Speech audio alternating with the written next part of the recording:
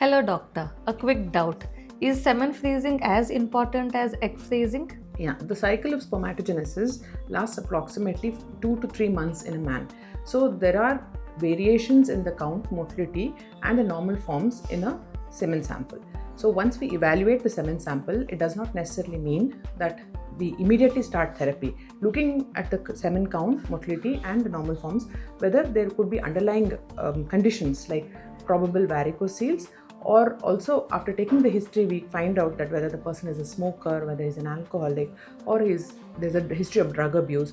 So these are some of the important things that we need to take into account before we plan the treatment. So in terms of freezing a semen sample, it also depends on the count, motility, and the normal forms. Once after freezing is done, when we actually thaw the sample, we would also experience there could be some amount of variation in the count and motility.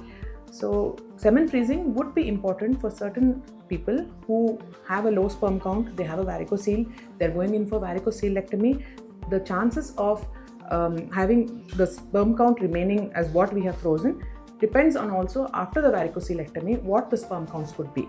So this could be one of the indications where we freeze the semen sample. Also, it could be when a person is not able to give a semen sample, they have an anxious kind of an episode. So that's another sample where we freeze when there's an ongoing procedure.